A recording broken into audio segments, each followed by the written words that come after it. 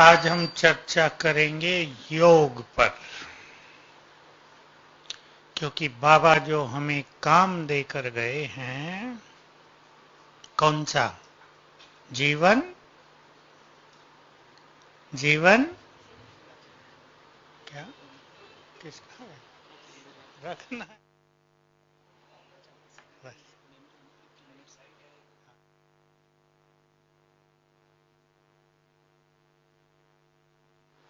हाँ, क्योंकि बाबा ने क्या कहा? क्या बनो? निर्विघ्न। याद है ना? तो हम निर्विघ्न जीवन बनाने के लिए श्रेष्ठ योग का प्रयोग करेंगे।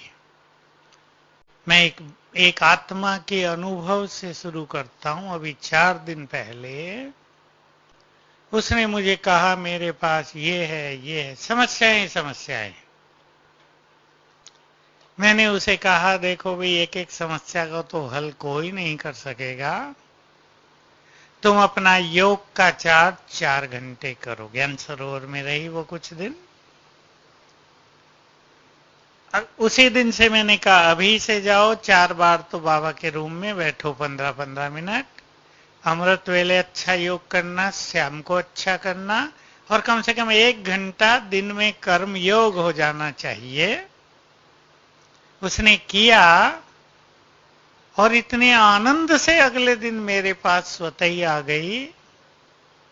आनंद हुआ उसको और बताया मेरा सब ठीक हो गया। ये कभी 4 दिन पहले का अनुभव।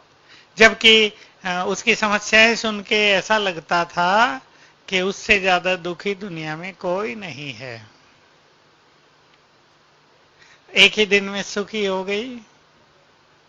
तो पहली चीज है, मैं आप सभी से पूछूंगा कौन कौन अपने योग से संतुष्ट हैं? हाथ उठाओ। बहुत हैं, बहुत अच्छी बात है। कितना कहते हैं बाबा योग लगाओ? हैं? 8 घंटे। तो धर्मराज भी क्या करेगा फिर? ऑनर देगा, सम्मान देगा, क्योंकि उससे सभी विकर्म नष्ट हो जाएंगे। एक बहुत अच्छी बात पहले हम अपने चिंतन में लाएंगे। सब जानते हैं जिस चीज का हमें अच्छी तरह महत्व मालूम हो उस पर हम बहुत ध्यान देते हैं। डॉक्टर ही कह दे ये गोली खा लो रोज एक, रात के 1 बजे खाना, बिल्कुल स्वस्थ रहोगे, तो हम खाएंगे ना 1 बजे भी उठ के, क्योंकि उसके महत्व का हमें ज्ञान है।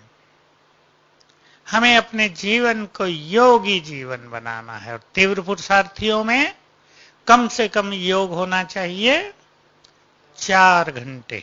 ये सबसे नीचे की रेंज, उसके ऊपर ही होना चाहिए, अन्यथा वो तीव्र पुरुषार्थी नहीं। तो हम आज चर्चा करेंगे कैसे हमारे योग का चार्ट 4 घंटे से ज्यादा रहे। योगियों के लिए धारणाएं क्या जरूरी हैं, क्या क्या अभ्यास करना चाहिए। परंतु पहले है योग का महत्व, और उसमें मैं पहले 2 चीजें आपको बताता हूं, 2-3 आप चिंतन करेंगे। बाबा कहते हैं ज्ञानी आत्माएं मुझे बहुत प्रिय हैं, और योगी आत्माएं वो तो मानो मेरा ही स्वरूप हैं। प्रिय तो हैं ही, पर मैं और वो जैसे एक ही हैं। दूसरी बात, बहुत प्रेरक बात है ना ये जीवन के लिए। दूसरी बात बाबा की ही बात है, जो योग युक्त रहते हैं वे तो मानो मेरे सम्मुख रहते हैं वतन में। सभी इस पर अटेंशन दें। योग युक्त रहना माना बाबा के सम्मुख रहना। और तीसरी एक बहुत सुंदर बात है, उसकी सुंदरता को हर एक अपनी अपनी स्थिति से रियलाइज करे जो योग युक्त ज्यादा हैं वो जैसे भगवान की केयर में हैं। समझते हैं ना भाषा? भगवान उनकी केयर करता है, उन पर ध्यान रखता है। जैसे बाबा ने कहा है, आप में से किसी ने कैच किया हो, नोट किया हो, जो अश्वतन हैं उन पर बाबा की सदैव नजर रहती है, कैसे चल रहे हैं। बाबा ने कहा अचानक बाबा उन्हें देखता है, नीचे क्या हैं, किस स्थिति में हैं, क्या कर रहे हैं। है ना ये बात? ऐसे ही जो अच्छे योगी और भी हैं वो भगवान की केयर में रहते हैं, उनकी संभाल वो स्वयं करता है। बहुत सुंदर बात हो गई ना? और क्यों करता है? क्योंकि वो उसका इंपॉर्टेंट काम कर रहे हैं। इसलिए साकार मुरली का एक महावाक्य सब अपने अंदर समा लें, जो आत्माएं 8 घंटे मुझे याद करते हैं वो स्थापना के कार्य में सबसे अधिक सहयोग देते हैं।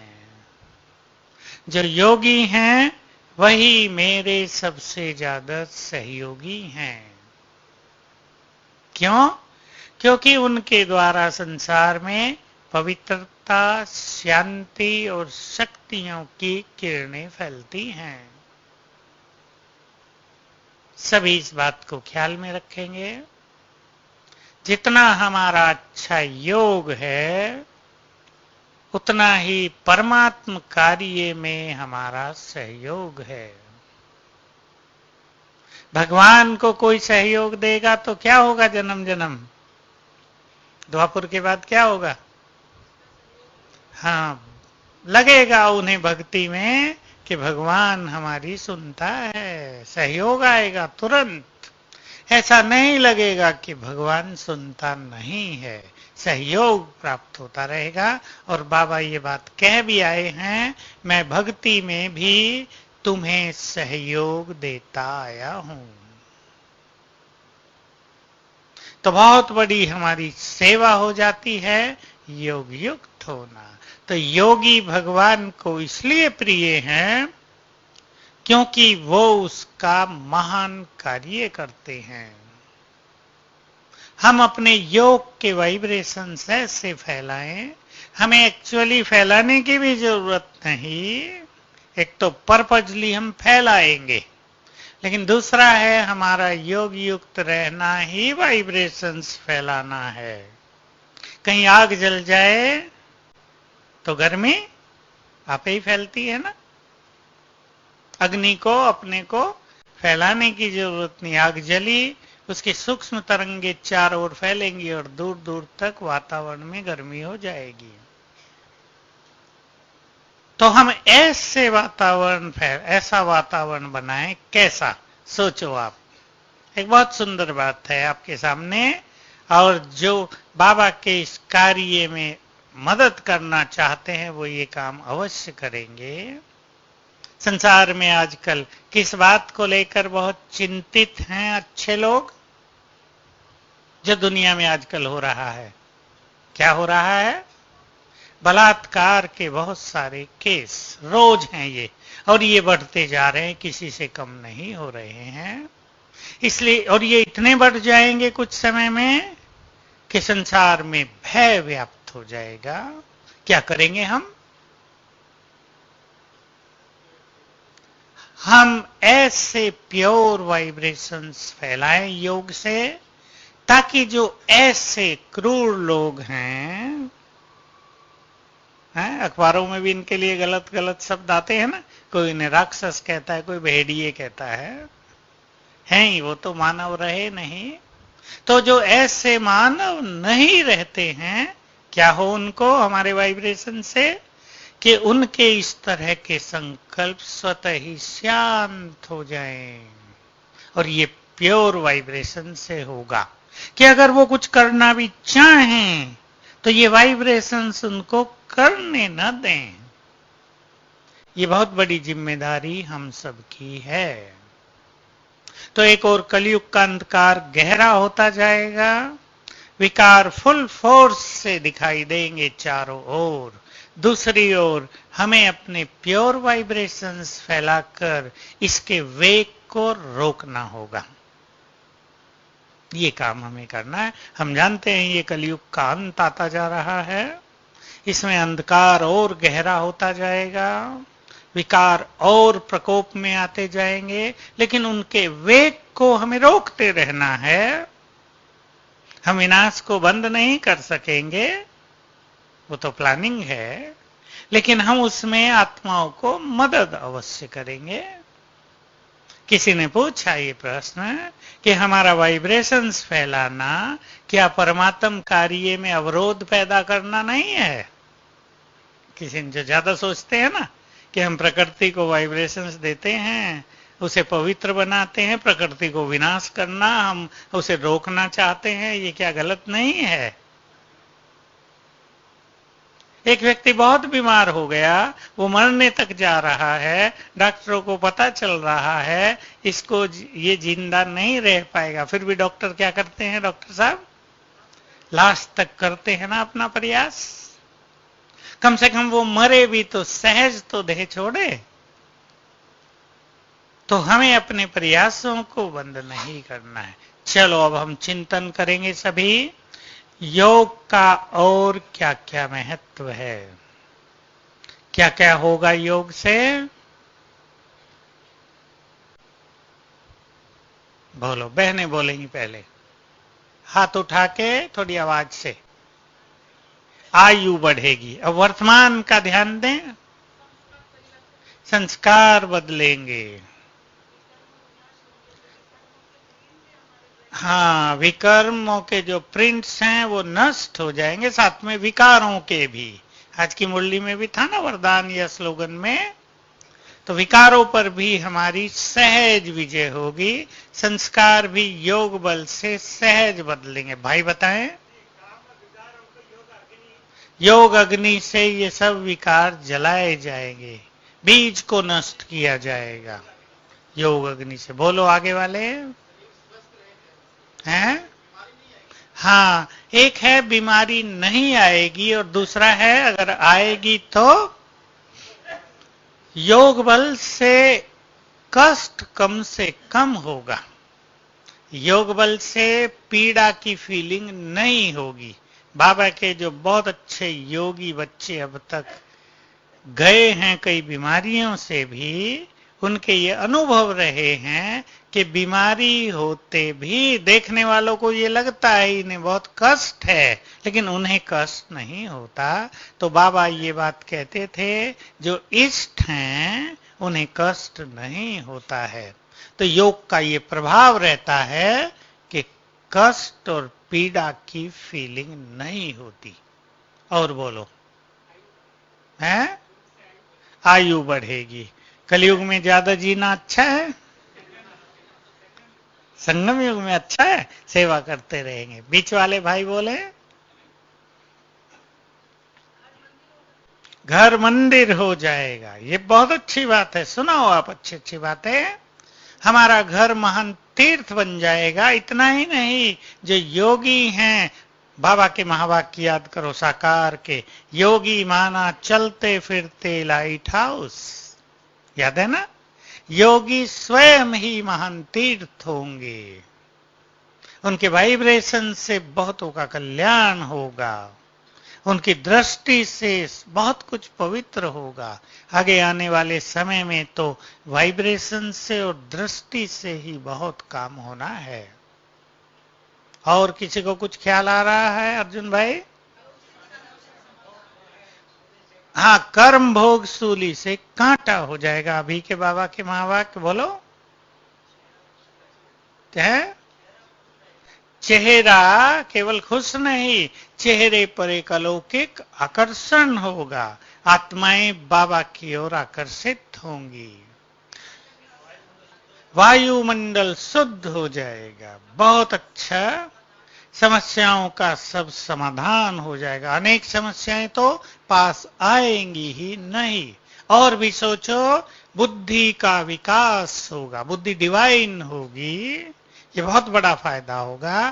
कार्यों में सहज सफलता होगी, कार्यों में अगर विघ्न भी आ रहे होंगे तो वो नष्ट हो जाएंगे। मैं आप सबको फिर से याद दिलाऊं, जिसकी प्रैक्टिस सभी को चालू रखनी है। मुझे इसके बहुत अच्छे अनुभव उस दिन से हो रहे हैं जब से बाबा ने कहा था अभी अभी, क्या कोई भी कार्य प्रारंभ करने से पहले बाप से सफलता का वरदान लो। मैं प्रैक्टिस तो करता था, पर उस दिन से ये बात बिल्कुल अंदर चली गई। चाहे छोटा सा ही कार्य करने जा रहे हों, बाबा का हाथ सिर पर और बाबा वरदान देते हैं, बच्चे सफलता मूर्त भव। बहुत अच्छे अनुभव होंगे। बहनें ख्याल करेंगे ना इस पे? सभी सभी खाना भी बनाओ ना घर में, सफलता का वरदान ले लो। खाने में भी तो चाहिए, हाथ न जले, नहीं तो कुछ ना कुछ जल जाता है। खाना टेस्टी बने, खाना कम न हो, जितने आए सब खा के तृप्त हो जाएं, है ना? ये सब हर कर्म में वरदान चाहिए। आपको कहीं क्लास करानी है, सफलता का वरदान लो। कुछ लिखना है, मनन करना है, सफलता का वरदान लें। अपने अपने डिपार्टमेंट में आप कार्यरत हैं, शुरू करने से पहले सफलता का वरदान ले लें। इसकी शुरुआत करेंगे तो हमारा जीवन सहज हो जाता है। सहज योग माना सहज जीवन। तो हमें अब लक्ष्य बनाना है कि अपने योग को 4 घंटे से ज्यादा करें, और जिनका 4 घंटे नहीं है वो आधे 1 घंटे से शुरू करें। वैसे तो सबका बहुत अच्छा है यहाँ, लेकिन जिनको कठिनाई है वो भले ही आधे घंटे या 1 घंटे से प्रारंभ करें। अब हम चिंतन करेंगे सहज योग करने के लिए कौन कौन से अभ्यास हमें बहुत मदद करेंगे। बोलो कौन से अभ्यास बाबा की मुरलियों में जो प्राय आते हैं और उन पर हमें बहुत ध्यान देना है। रामू मुरली नायब, एक आत्माभिमानी, दूसरा पहले 2 ही चीजों पे अटेंशन देंगे, दूसरा नहीं, ऐसा दीदी वही हो गया। आत्मिक दृष्टि, 2 प्रैक्टिस।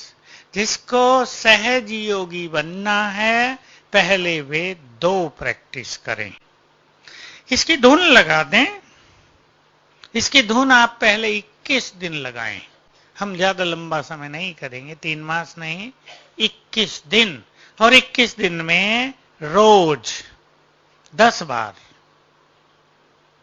मैं आत्मा अलग, ये देह अलग, मैं आत्मा स्वराज्य अधिकारी हूं। आत्मा की अलग अलग प्रैक्टिस कर सकते हैं।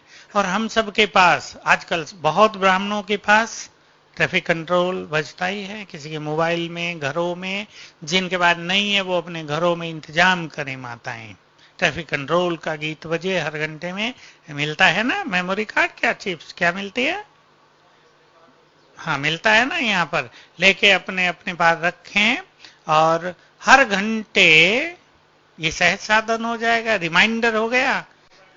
हर घंटे ऐसा दीदीपन का अभ्यास करें। पूरा मोबाइल ही देते हैं ना, पूरा मोबाइल ही, उसमें सब कुछ भरा हुआ है। तो एक ये अभ्यास, और दिन में ऐसे ही कम से कम 5 बार आत्मिक दृष्टि का अभ्यास।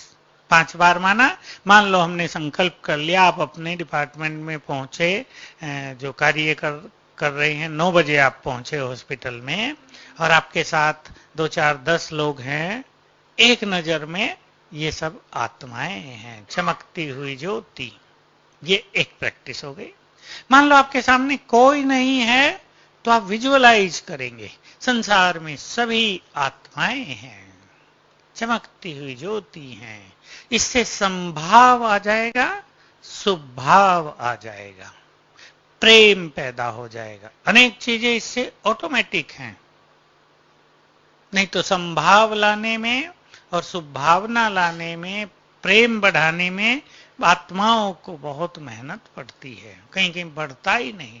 लेकिन आत्मिक दृष्टि एक बहुत सुंदर प्रैक्टिस है, और मैंने इसकी जो ब्यूटी है, इसकी जो सुंदरता है, वो बहुत साल पहले बाबा के एक महावाक्य से समझी। तब हमें ये वाइब्रेशंस देना इसका बहुत ज्यादा ज्ञान नहीं था, लेकिन बाबा एक शब्द बोला करते थे साकार में, करंट दो।